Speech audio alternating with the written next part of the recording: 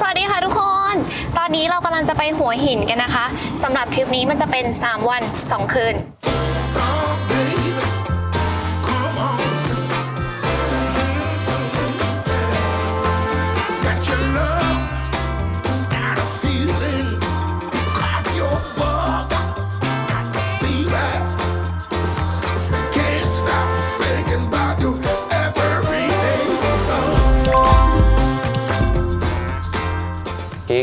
ฮะ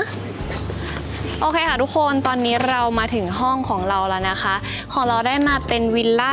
24 นะคะไปค่ะดูป้ายหน่อย นี่เบอร์ 24 ไป เฮ้ยคือแบบว่า private มากอะแท็บมี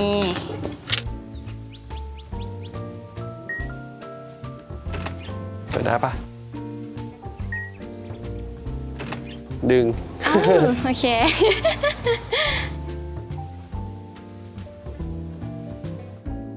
ห้องกว้างมากอะทุกคน สีก็ดีเนาะ เขา คุมโทนมา มูดดีมากแบบว่ามันโคตรโคซี่เลยอะโคตรชิลเลยอะ มีไอ้นั่นลอยด้วย มีห่วงยางลอยด้วย เดี๋ยวไปดูห้องน้ำก่อน เดี๋ยวเราขอวางกระเป๋าก่อนโหพี่เจห้องน้ำคือแบบดีมากดีจริง ห้องน้ำคือแบบว่า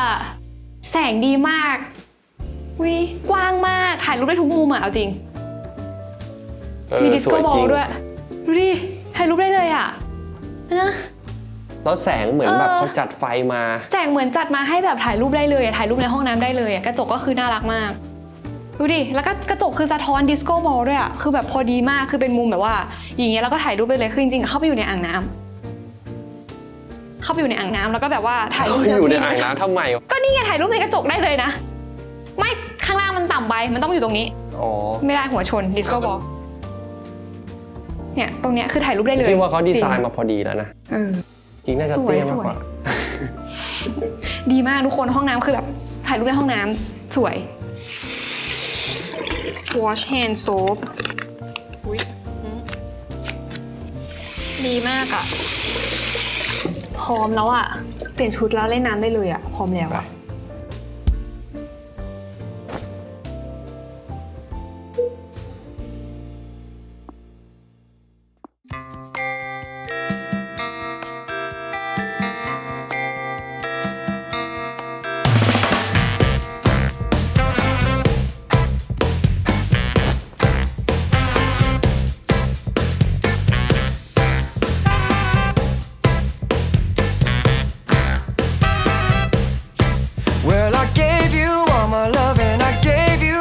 Trust and I gave you everything that you need, but you only told me lies and you made me realize that babe, you ain't no good for me. I can't be with you, you can't be true, and I know just what I got to do. Gonna hit the ground running, running, running just as fast as I can. Gonna hit the ground running, running, running just as fast as I can. Ooh.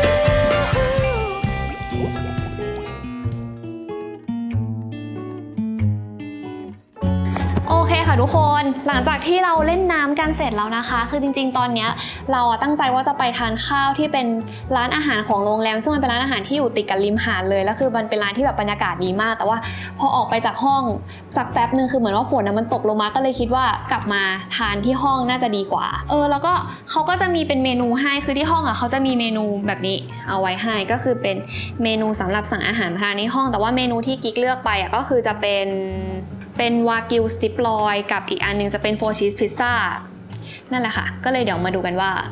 อาหารมาแล้วจานหน้าตาน่าอร่อยแค่ไหนเฮ้ยมาแล้ว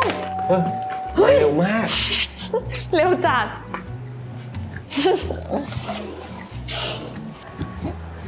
เดี๋ยวเอาอันนี้ลงให้นะคะครับผมเดี๋ยวให้ผมให้ไว้ทางถ่ายตอนแรกว่าจะไปทานที่ห้องอาหารค่ะแต่เห็นฝนตกก็เลยสั่งมาทานที่ห้องดีกว่าถ้าไปตอนนี้ได้แต่ถ้าไปก่อนหน้านี้ก็คนเยอะใช่ไหมคะโอเคขอบคุณมากนะครับทานให้อร่อยนะครับขอบคุณค่ะเสร็จแล้วสามารถโทรให้มาเก็บได้เลยโอเคขอบคุณค่ะ คือพนักงานที่นี่แบบ ยัง ว่า ไม่ทันจะรู้เลยว่าอะไร คือพี่ สั่ง ๆ เร็ พ ว นักงานที่นี่แบบว่าบริการดีมากอะเซอร์วิสมาแบบว่าสุดๆโอ้โคชีสไส้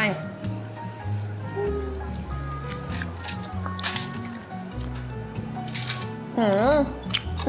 ม หน่อยปะ ดีอันนี้เรียกคอมเมนต์ซ้ำได้อันเนี้ยหมดแล้วค่ะทุกคนตอนนี้ก็คือเกลี้ยงทุกถาดสะอาดทุกจานก็คือเดี๋ยวพรุ่งนี้เรามีแผนว่าจะไปคาเฟ่กันคือต้องตื่นแต่เช้าแล้วก็หวังว่าพรุ่งนี้เราจะไม่เจอฝนนะคะแล้วเจอกันใหม่วันพรุ่งนี้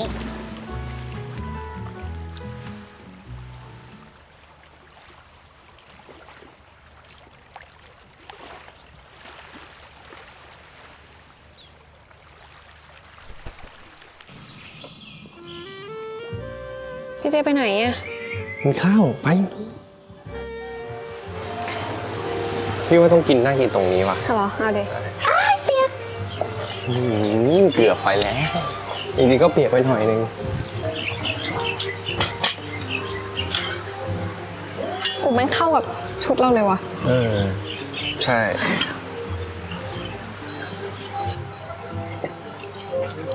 พี่อยากกินให้มันเท่ๆหน่อยได้ปะ เวลาคนญี่ปุ่นเขากินแล้วแบบว่าเขาบอกว่าอร่อยเนี่ยมันต้องแบบ ซดดังๆจีนผิดชาติจีน ญี่ปุ่น จีน ญี่ปุ่นนี่ยิ่งซดดังนี่คือ เหร แบ อบ ยิ่งอร่อยใช่ไหม ราเมง สูตรราเมงแบบอย่างนี้เลย แต่นี้ไม่ข้าวต้มเลย งั้นไม่ต้องสูตรปะ อันนี้เดี๋ยวเราไปไหนกันต่อ ทำสิ โอเคค่ะเดี๋ยวเรากินอาหารเสร็จแล้ว ตอนนี้เรายังไม่เสร็จแต่ว่าเดี๋ยวเราขอตัวไปทานข้าวกันก่อนแล้วเดี๋ยวถ้าเกิดกินอาหารเสร็จแล้วไปเจอกันที่คาเฟ่ค่ะ เอาใหม่ได้ปะ ได้ 1 2 3แล้วโอเคอิ่มมากอะทานข้าวเช้าอะ หนักไหม คือถ้ากลับไปเนี่ย ห้ามเนี่ยมาแน่นอนดีครับป่ะ ป่ะไปเจอที่คาเฟ่ครับ บาย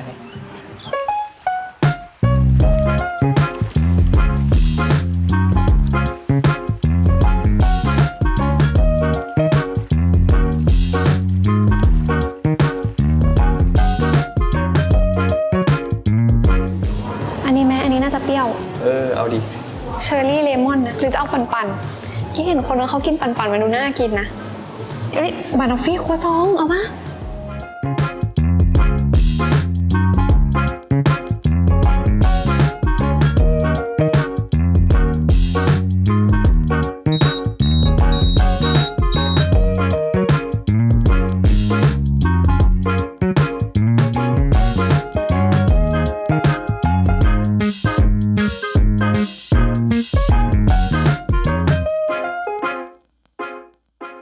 โอเคค่ะ ตอนนี้เราอยู่ที่คาเฟ่บอนนี่กันแล้วนะคะ คือคาเฟ่นี้มันอยู่ติดกับโรงแรมวาลาหัวหิน ซึ่งมันเป็นโรงแรมที่เราเคยมาในคราวที่แล้ว แล้วก็อยากจะมาคาเฟ่นี้ตั้งแต่ครั้งที่แล้วแต่พอดีว่ารอบนั้นเรามากันแค่2 วัน1 คืนแล้วฝนมันตกก็เลยไม่ทันได้มาวันนี้เราสั่งมา2 อันนะคะเป็นอันนี้เป็นคอนเฟก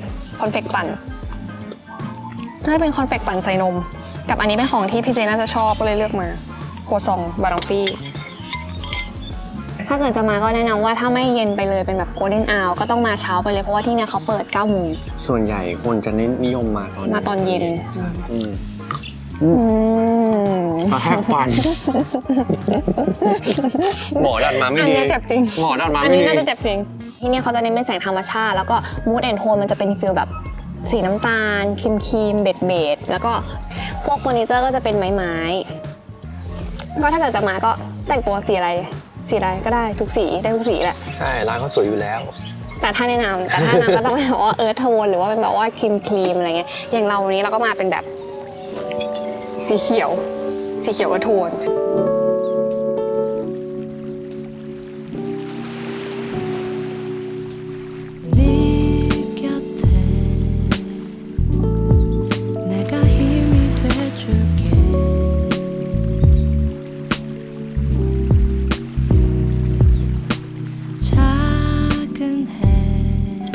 โอเคค่ะทุกคนได้เวลาที่เราจะกลับไปพักผ่อนกันอีกครั้งแล้วนะคะ อ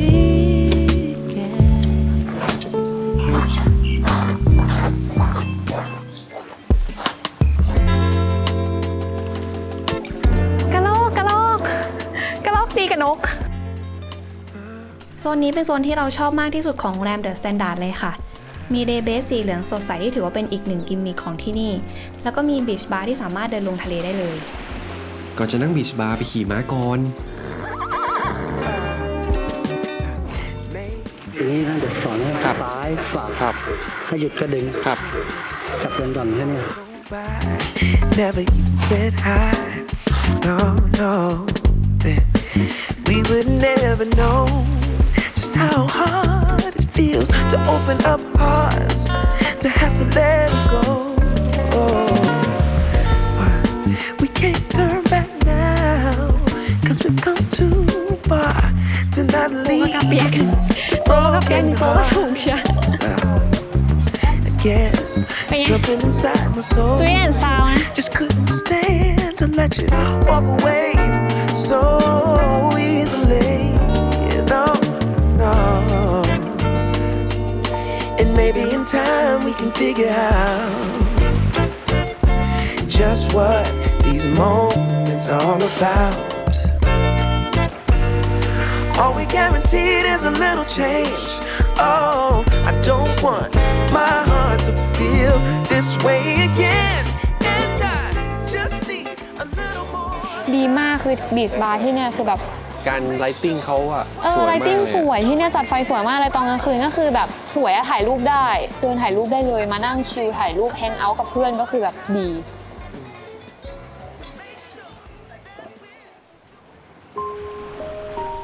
นั่นแหละค่ะสำหรับทริปหัวหิน 3 วัน 2 คืนของเรา ปกติเวลาเรามาเที่ยวกันใช่ปะเราก็เหมือนกับแค่เรามาเที่ยวกันเฉยๆพักผ่อน แต่ว่าครั้งนี้มันเป็นครั้งที่เราลองมาถ่ายร็อกกันด้วย มันก็ให้ความรู้สึกที่แปลกใหม่ดีนะคะ เวลาต้องแบบทำอะไรแล้วก็ถือกล้องอัดไปด้วย ให้ความสนุกไปอีกแบบ การมาทะเลของเราทุกครั้งอ่ะมันเหมือนกับว่าทะเลมันมีพลังเยียวยาบางอย่างที่เวลาเรามาแล้ว เรารู้สึกเหมือนว่าเราได้พักผ่อน แค่มานั่งเฉยๆแล้วก็ฟังเสียงคลื่นอ่ะมันก็รู้สึกว่าแบบจิตใจสงบแล้วอ่ะก็หวังว่าทุกคนจะชอบทริปนี้นะคะ ถ้าชอบก็อย่าลืมกดไลค์คอมเมนต์เป็นกำลังใจให้พวกเราด้วยนะคะแล้วพบกันใหม่คลิปหน้าบ๊ายบายค่ะ